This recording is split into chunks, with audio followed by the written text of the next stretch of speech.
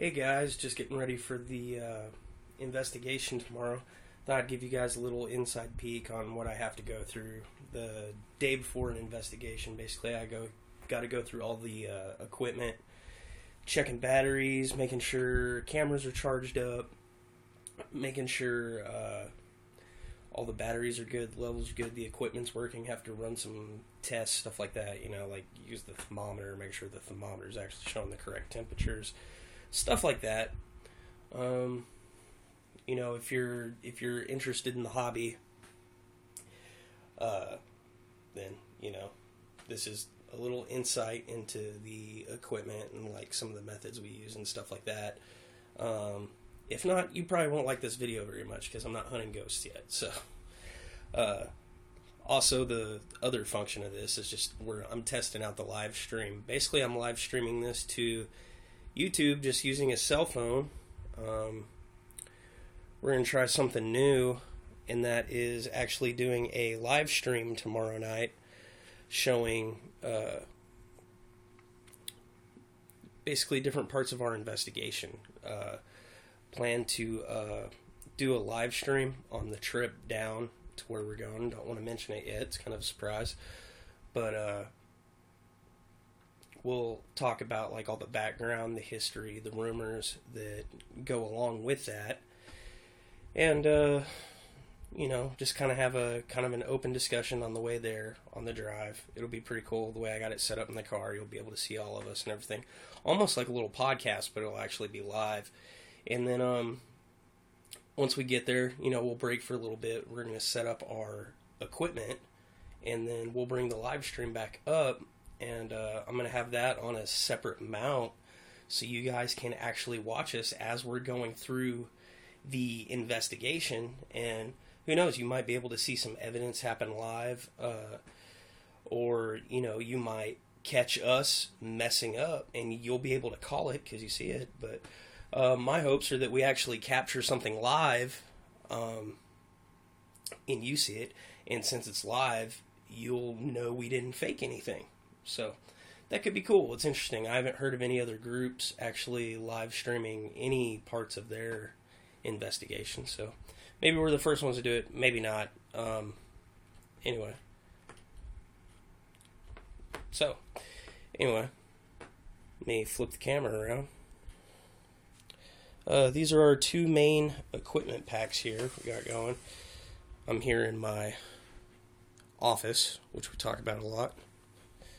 Of course, I got all my audio equipment in here, my arcade, all my nerdy comic book stuff. None of this has to do with anything, but you guys, might be interested in it. Actually just got this the other day for live streaming. And this is my main setup here. Anyway, so back to our actual equipment. Just sit down here.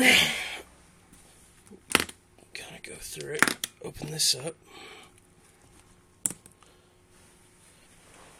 And then also got this over here.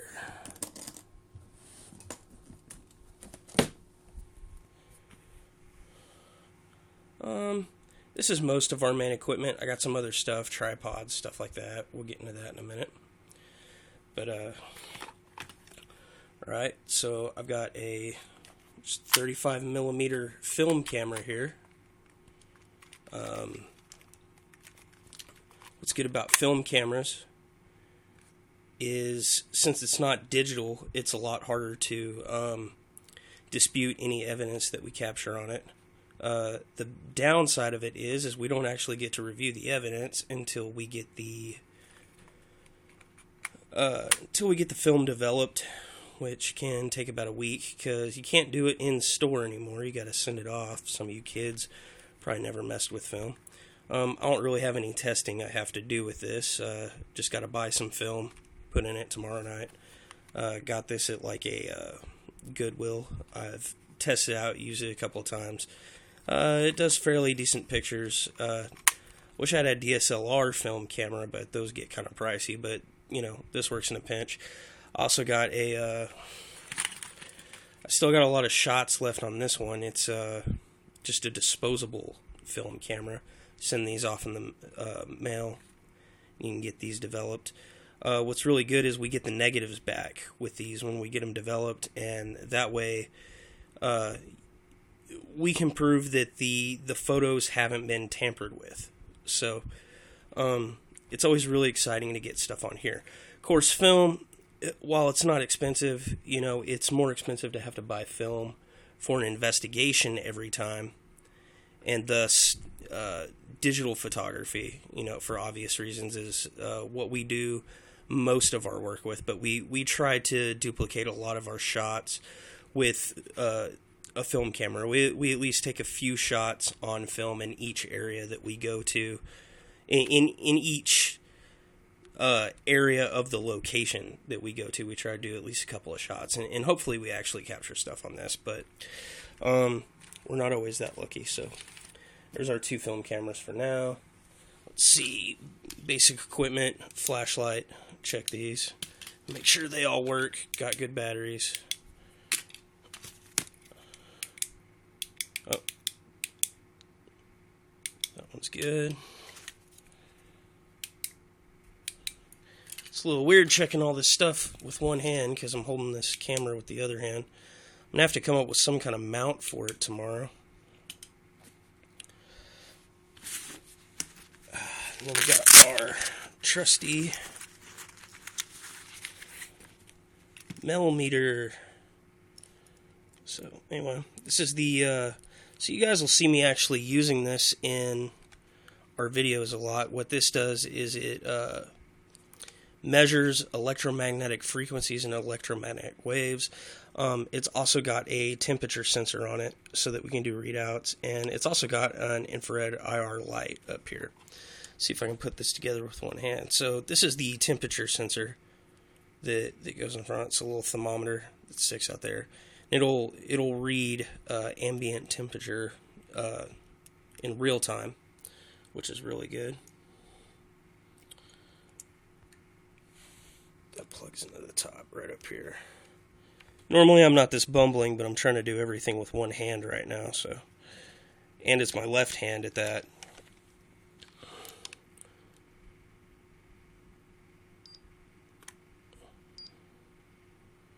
The other thing I like about this one is it's got a backlit screen. That's really good. So I don't know if you can read that, but it says it's 72.8 degrees in here. It's kind of fluctuating a little bit. I do happen to be under a vent right at the moment, and I'm also sitting right by my computer, which is exhausting heat, so it's actually making this fluctuate a little bit. But looks like it's functioning. Of course, we can turn the IR light on and off. It's red, so it doesn't actually mess with our infrared spectrum cameras. It can change the unit of measure on here. Having a hard time focusing this is what I'm noticing. Let me see if I can. It's good to work this stuff out before tomorrow, before we do our first live stream. Oh, that looks much better. We can read now.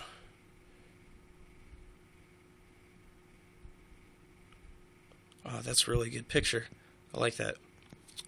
If you're not familiar with a millimeter, measures waves in milligauss.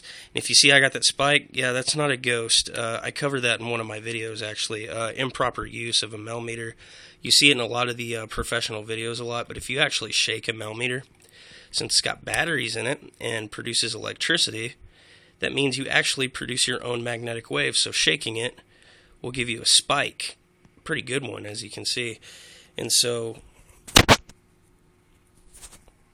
what happens a lot of times is, you see like on, I'm not going to call out any specific groups or anything like that. I mean, we're not any better than anybody else. But the deal is, it annoys me. Like, I watch the ghost shows just like you guys do, too. I mean, it's our hobby. It's what I'm interested in, right? But I'll see them running around, specifically with this same model, because it's pretty popular. I mean, it's a good tool. It does what it's supposed to.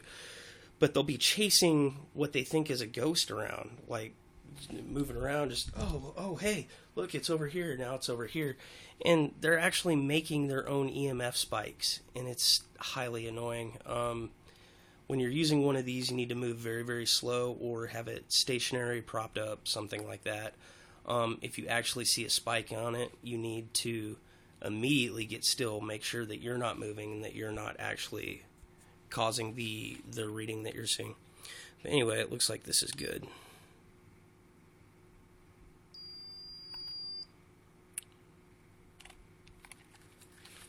So, anyway, I like to keep it in the case that it came in. As expensive as this equipment is, I'm pretty particular about taking care of it. And so I just kind of do it like that. Close it. We're good. Goes over here in the pile of stuff that we checked. Alrighty. Here's a cool little piece of equipment. This is a diode microphone. It's actually not a microphone, but it's a diode that actually plugs into the audio jack of our digital recorders. And what that does is, since it's not actually a microphone, if that recorder actually picks up voices or anything like that through short band, because this is also, this is shielded. This isn't a Faraday cage, is what this little piece is. The inside's a germanium diode. If we actually capture voices and stuff on this, you know it's not contaminated by human means or anything that we did. There's no, it's not battery powered. There's no test to do with that, but just kind of showing you all the different equipment we've got.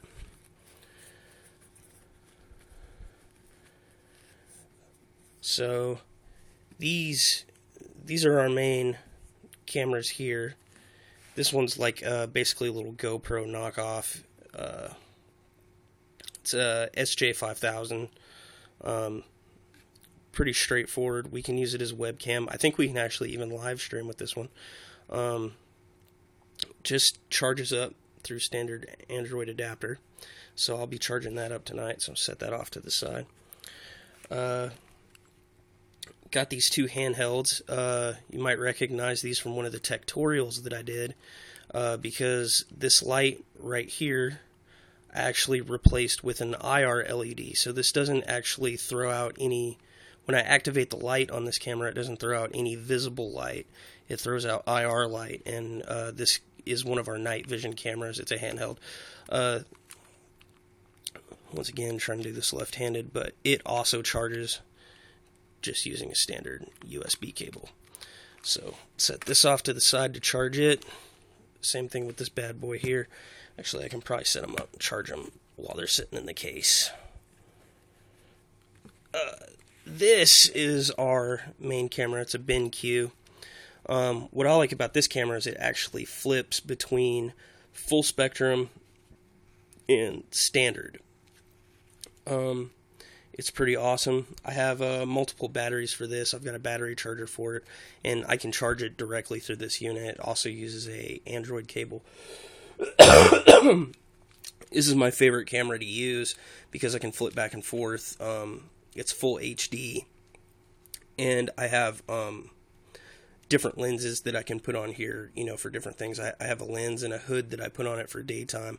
I typically take all that off for nighttime. Like when you see me filming at night, or actually on a ghost hunt, I actually use it just like this. And you'll see I've on this camera and the other cameras, actually, you'll see I got some Velcro on here, and that's for the IR light panels that I made that go with them. Which I'll test those here in a second. Anyway, so I'll be charging all that up here tonight. Of course, I got my bag of miscellaneous cables. I got about 30 of them. And I'm going to have to hook all these up to this little strip over here so everything can charge overnight. So I know it's got a nice good charge on it in the morning. Don't have to worry about it. Here's the wide angle lens I was talking about for daytime filming. Okay. This one, I need to check the batteries on. This is our SB7 Spirit Box. And they don't show you on TV when you see it on Ghost Adventures or whatever. Is that this is the actual unit here. Usually what you're seeing them mess with, I made the battery cover come off. Seeing them mess with is the just the speaker. Sorry about that. Usually just see him messing with the speaker. This is the actual unit right here. And,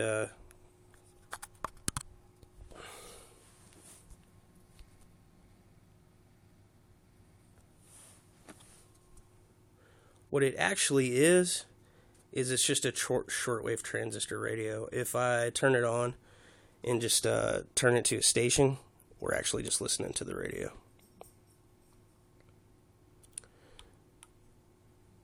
And that's why we check our equipment. The batteries on this are dead. So I need to put fresh batteries in this to get it going. But, yeah, it's just a little shortwave radio. But what it's actually designed to do is it sweeps through all the bands so fast that it's actually so fast that no words should really be intelligible. Or if words are intelligible and they're strung together, they shouldn't form any kind of cohesive sentences because you're listening to it sweep through a bunch of different radio stations at the same time. Sorry, I'm kind of dry mouth today. Anyway, so I love Velcro. I put Velcro on the back of it. This actually has a built-in speaker. And if you're buying your own online, you're doing some amateur ghost hunting investigations or whatever, you can use this unit just by itself, just fine. But the speaker on this isn't real great. You can actually hook an external speaker up to it, which is what we do, using either the spout or the headphone jack. And what I've done is I've just got this little external, like iPod speaker. You can find them anywhere. I think I bought this one at Target for $3. Batteries on it are still good. And what I did is it was about the same size and shape as this unit. So it is, I put some Velcro on it and I put it together so that I just made my own little unit.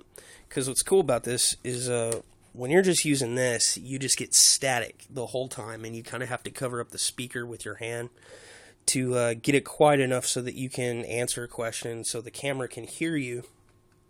You know, it makes for a better video. Otherwise, you can just, basically scream at your radio and hope you get a response. But since I got it hooked up to this external speaker that's got such an easy power button feature, what I do is I turn this on, get it set, let it sweep all the channels, check, make sure I'm not getting too much interference, stuff like that. Actually, I've disabled the internal antenna on this, so it really doesn't pick up any radio stations or anything like that. It makes the transmissions we get a little more valid, adds more validity to it. And to be fair, we haven't actually captured anything on this yet that we've actually considered evidence. So it adds a lot of validity to the claim when we do actually get something in there, especially with the modification I did. But what I was getting at is I can turn that on, and when that's on, you can hear the static in any response. So when we're asking a question, I can actually just click that out, and then I get silence while I'm asking my questions or whatever, and then I can turn it on, and we can be quiet and then listen for spirits, entities, energies, whatever, to communicate with us. And I can click it on, off, and then I get a much better cutoff point out of it. So anyway, my speaker's good. I need to put some batteries in my SB7. Right here, these just all need to be charged up. But basically, we collect people's old cell phones when they don't use them anymore. Because there's a variety of apps on here. We use them as just voice recorders. Instead of buying digital recorders, we just have all these old cell phones with memo apps attached to them laying around. We can also use them as quick still cameras. With the live streaming thing going on, we might be able to live stream with them if we're, attached to a network, things like that.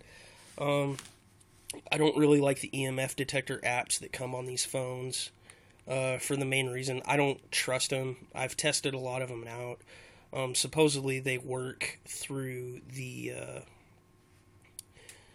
digitizer and the accelerometer on here. It's supposed to be able to detect electrical currents, but they're all over the place. I haven't found them to be very reliable.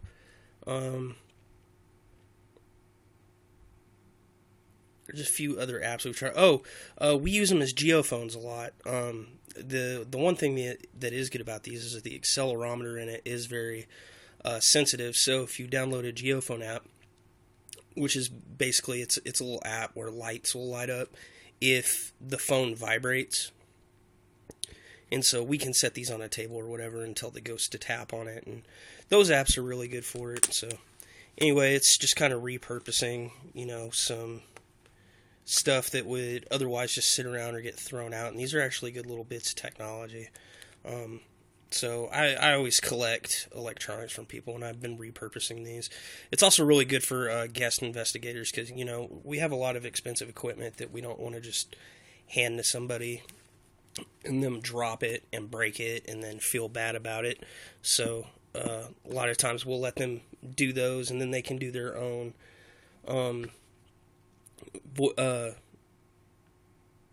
EMF, or I'm sorry, not EMF, EVPs. They can participate with the EVPs, they can participate with the geophones, stuff like that. They can take still shots for us. These over here just run on regular batteries. This one's an off-the-shelf I ordered. This is an IR array. This is probably our better one, actually, because I bought it off the shelf. Initially, it was rechargeable, but it really sucked because it only had about half an hour before it ran out of battery life, and it takes roughly 3 hours to charge this stupid thing. So what I did is you can see down in here, I actually took it apart, rewired it, and made it to where it actually just runs off some AAA batteries. And those are a lot easier to switch out, and especially if I got like rechargeable AAA batteries. And we always keep plenty on site, so that keeps me going. That's got like a 100-yard range on it. It's pretty good. And then this is one I tinkered with. This is an actual IR array that I wired myself with a PCB board, soldering iron, and I can actually hook that up to a battery pack, or I can actually hook it up to a 12-volt DC charger. Originally, I was going to run this off of the camera power, but it takes about 12 volts to run this thing. But this will light up probably 200 yards. This is a pretty powerful IR LED camera. I haven't had a chance to use this in the field yet. As you see, I haven't wired it to anything yet, but I got it in here. This is our other electromagnetic field detector. Check this out. Yeah, batteries are good on it, and look, if I shake it, it makes spike, makes the alarm go off. So just like I was talking about, this actually isn't an EMF detector. This is an EMR detector. This detects the same thing but in a different way. It does electromagnetic radiation, which is different than waves. I actually planned on filming a tutorial about it, where I explain the difference in electromagnetic radiation versus electromagnetic frequencies and waves. Basically, it's the way that it radiates out. This is a pretty simple detector. Only thing I don't like about it is it doesn't have a backlit screen. But what I do like about it is it's got an audible alarm, so if it starts going off, even if I can't see it, this little red light will blink and it'll start making noises, so I know something's going on if I get some spikes. This is a new piece of equipment for our case anyway. Make sure this bad boy's working. Oh, there it goes. So this is our new thermometer. You've probably seen these a million times. It's got a backlit screen. Turn on and off, but just measures temperature, and it does it quickly, very quickly. so we can test cold spots, accurate things. And then there's no real testing to do with this, but this is this is the still camera that Allie uses. It's a Nikon Coolpix L330. It's an off-the-shelf. Once again, it's not a DSLR, but it's very affordable. It takes very high-resolution pictures. Eventually, we'll upgrade to a DSLR, but for right now, this is what we use. And so far, it's captured some pretty good stuff. Works pretty good in low light. Also, the flash is easy to put tape filters over so that we can take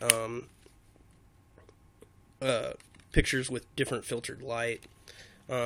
Just runs off of 4 standard AA batteries. So I'm going to put some fresh batteries in that tonight and get it going. I have, sorry about this, these flashlights, which I don't keep batteries in them, but I'm going to put batteries in these for tomorrow. These are not your standard flashlights. The LEDs that are actually in this have been replaced with infrared LEDs. Sorry, once again, trying to hold this camera. Autofocus on. Awesome.